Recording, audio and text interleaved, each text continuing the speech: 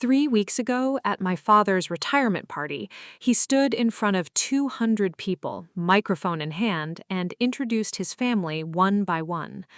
When he got to me, he smiled that smile I'd seen 1,000 times, the one that looked warm to everyone else but cut like glass.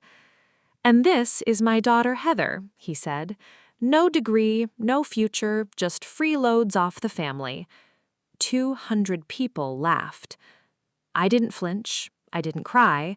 I just stood up, raised my champagne glass, and said, "Cheers. This is the last time any of you will see me." Then I walked out. The room went completely silent. My name is Heather Evans. I'm 32 years old, and what my father didn't know, what none of them knew, was that the daughter he just called worthless in front of 200 people had been quietly keeping his company alive for 3 years. Let me take you back to the beginning. I grew up in Fairfield, Connecticut, the Evans family, upper middle class, respectable. My father, Richard, was CEO of a mid-sized logistics company, 6-bedroom colonial, Mercedes S-Class in the driveway, membership at the most exclusive country club in the county. From the outside, we looked perfect. My mother died when I was 8. Cancer, quick and brutal. 2 years later, my father remarried Linda. She came with a son from her previous marriage, Marcus, 3 years older than me. Within months, they weren't just part of our family, they were the family. I became furniture. Marcus got praise for his grades, mine were ignored. Marcus got the new car at 16, I got his hand-me-down. Marcus was the future of the company, I was also there. My father never hit me, never screamed at me, he just looked through me like I was a window he was trying to see past. There was one person who saw me, my grandmother, Margaret Evans. She called every Sunday, asked about my classes, my dreams, my plans. She'd say, "I remind me of myself at your age, Heather. Underestimated, but I see you." She left me something when she died, something no one in the family knew about. But I'm getting ahead of myself. I was 20 years old, sophomore year at UConn, business major, 3.8 GPA, when my father called me home for a family meeting. I found him in his study, mahogany desk, leather chair, walls lined with awards. Linda stood beside him, hand on his shoulder, united. "We need to make some sacrifices as a family," he began. "Marcus has been accepted into the Wharton MBA program.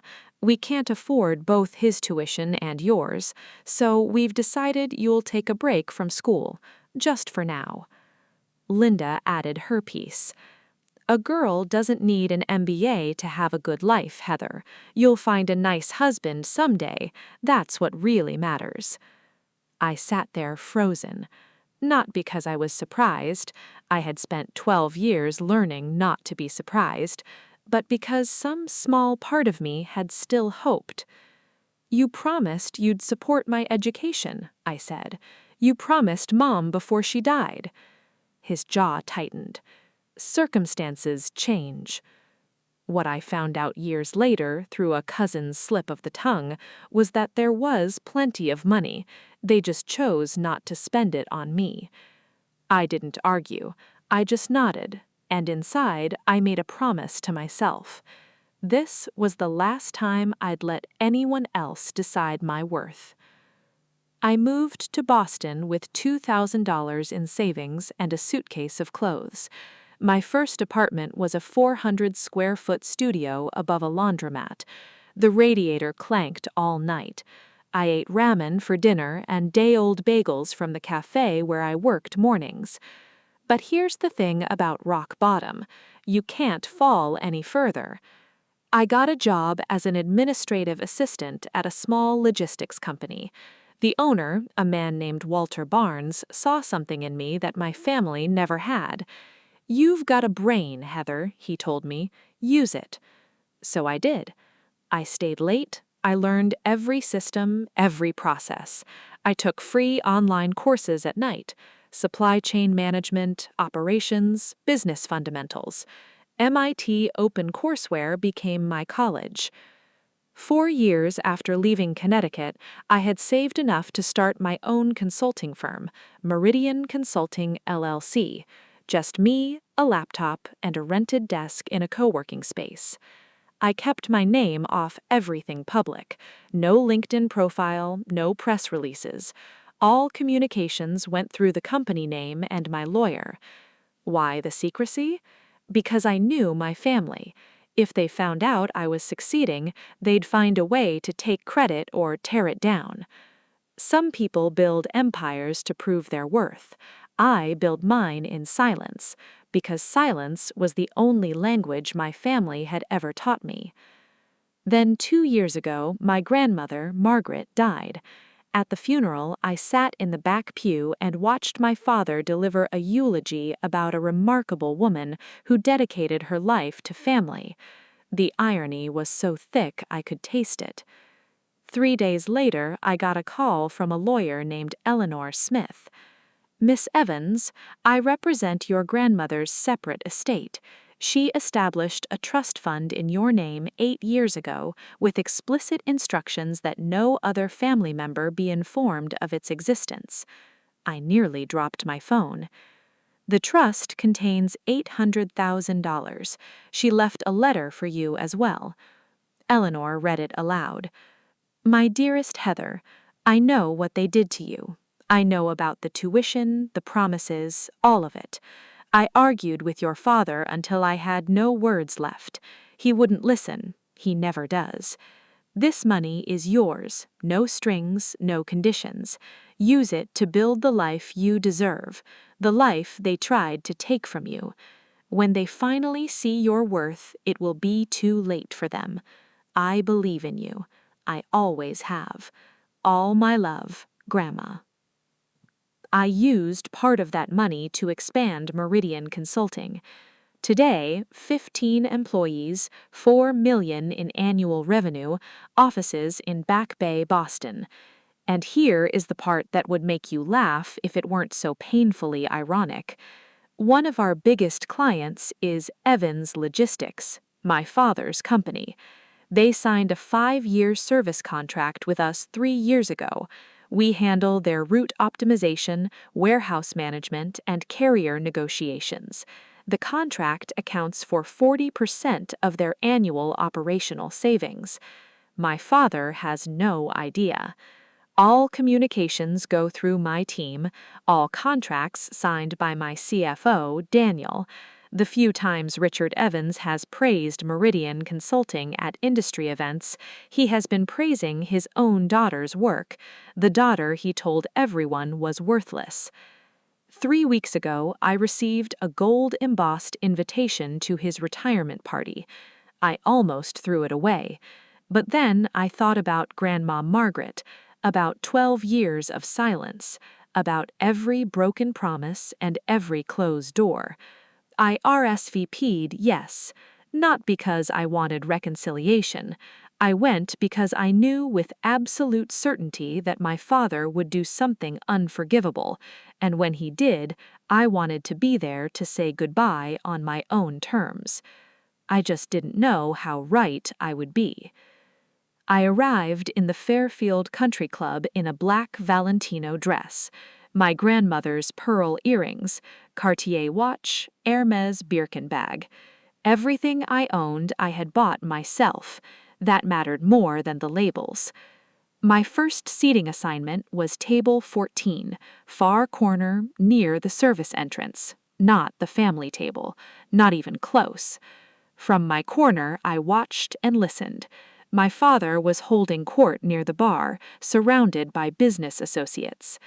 Meridian Consulting has been transformative for us, he was saying to a silver-haired executive. Whoever runs that company is a genius.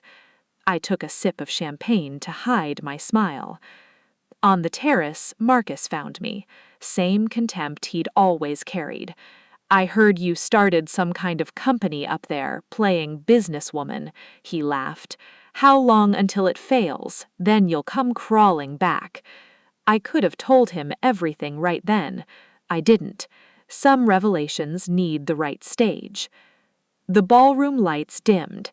My father climbed the steps to thunderous applause. He thanked his partners, his employees, his mentors. He thanked Linda. He praised Marcus as the future of Evans Logistics. Standing ovation. Then his eyes found me. Something shifted in his expression, something mean. And of course, my daughter, Heather. The spotlight swung to my table. No degree, no real career, just freeloads off the family. But hey, at least she showed up tonight. Maybe someday she'll find a rich husband to take care of her. The room erupted in laughter, real laughter. 200 people thinking they were in on a joke, not realizing they were watching. I spent Sunday writing a personal letter, not the official contract termination. Daniel handled that. This was the truth. Dear Dad, you said I had no future. You told 200 people I was worthless. I want you to know something. The company you called the backbone of Evans Logistics, Meridian Consulting, is mine. I built it. I own it. For 3 years, the daughter you dismissed has been a cornerstone of your business. I'm ending the contract not as revenge, as a boundary. Grandma Margaret left me a trust fund you never knew about. She saw what you couldn't, that I was worth investing in. Everything I have, I built myself, with her faith and without your support. I don't need you to apologize. I don't need you to understand. I just need you to know I am not what you said I was. I never was. Don't contact me again. Heather. Monday morning, 9 a.m. Courier confirmation. The package arrived at Evans Logistics headquarters. By 10:15, missed call from Richard Evans. 10:17, missed call from Richard Evans. 10:23, missed call from Marcus. By noon, 12 missed calls, 8 text messages. I didn't respond to any of them. I had waited 12 years for this moment. They could wait a few more hours. At 2 p.m., my assistant knocked. There's a family here. They say they need to see you immediately. They had driven 5 hours from Connecticut. I sent them to conference room B. Glass walls, visible to my entire team. Witnesses, not to humiliate anyone, but to ensure the meeting stayed civil. My father looked gray, older than I had ever seen him. Linda clutched her handbag like a shield. Marcus stood with anger barely contained. "What is this?" my father said. "You received my letter? You can't just... A company like that, you didn't..." "I did. I slid the incorporation papers across the table. 3 years ago, your company signed a contract with mine. You praised my work at industry events. You called us transformative. You just didn't know you were praising me." Linda's face went pale. "But you don't have a degree." "No, I have something better. I have 12 years of proof that I don't need one." Marcus slammed his hand on the table. "Do you know what happens to our workforce if you pull this contract? This is petty revenge. It's a business decision.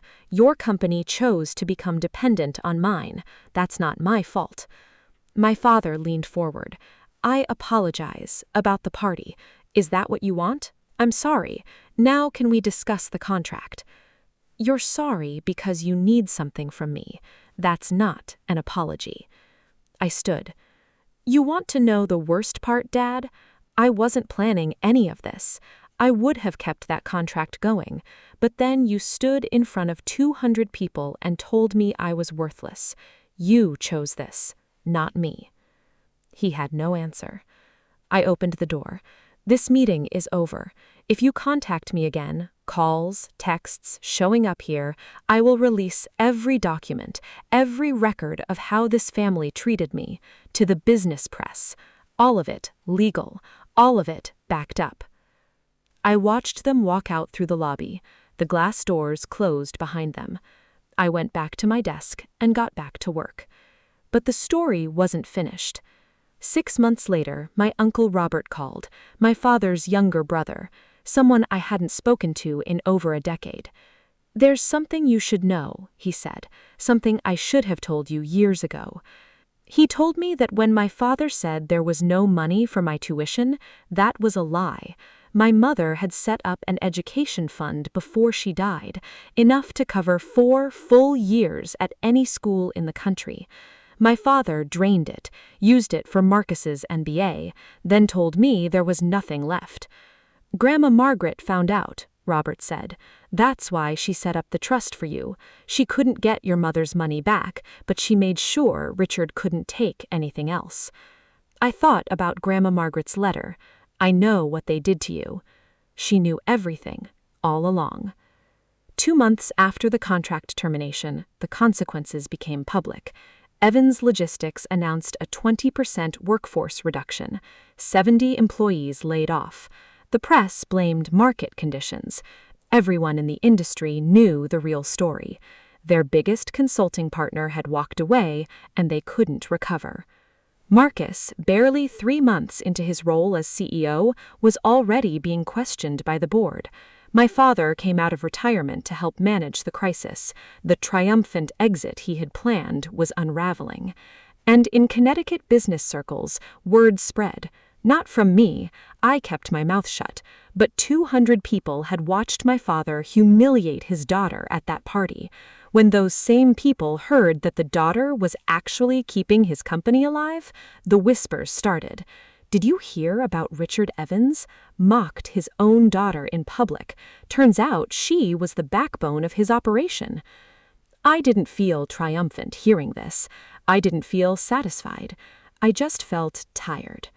Grandma Margaret had been right. Sometimes the truth is punishment enough. I didn't have to do anything. The truth did it all by itself. 6 months later, I sat in a therapist's office in Bacon Hill, not because I was falling apart, but because I was finally ready to put myself back together. We talked about 12 years of invisibility, about the burden of building success in silence, about the strange grief of cutting ties with people who were supposed to love you. "Do you regret what you did?" Dr. Patel asked. "No," I said, and I meant it. I regret that it had to happen, but I don't regret protecting myself. Outside of therapy, life was good, better than good. Meridian replaced the Evans contract with 3 smaller clients, more diverse, more stable. We moved to a bigger office with views of the harbor. I reconnected with Uncle Robert. We had dinner once a month. He told me stories about my mother, the real ones, that she had been fierce, stubborn, a fighter. "You're just like her," he said. "She'd be so proud of you." I still keep Grandma Margaret's photo on my desk. I visit her grave every month, leave flowers, tell her about my life. "I did it, Grandma," I told her one spring morning. "I didn't let them define me." So here is what I want you to take from this story. Your worth is not determined by a degree. It is not determined by your family's opinion. It is not determined by who believes in you or who tries to tear you down. Your worth is determined by what you build when no one is watching, by who you become when everyone counts you out, by the life you create with your own 2 hands. My father thought he was putting me in my place at that retirement party. What he actually did was set me free. I don't hate my family. That's the part people struggle to understand. Hate takes energy. Hate is a chain. I'd rather spend that energy on work I believe in, on relationships that nourish me, on a life that is truly mine. Boundaries aren't about revenge. They're about protection. They're about saying, "This is where my life begins and your damage ends." If you have ever been the family disappointment, the invisible one, the one they counted out, I see you, I've been you, and I promise you there is life on the other side of walking away. Thank you for listening. If this resonated with you, subscribe and hit the notification bell so you never miss a story like this one. And drop a comment. Have you ever had to walk away from family? Did it feel like freedom or like grief? I read every single one. Until next time, you are not what they said you were. You never were. You are so much more.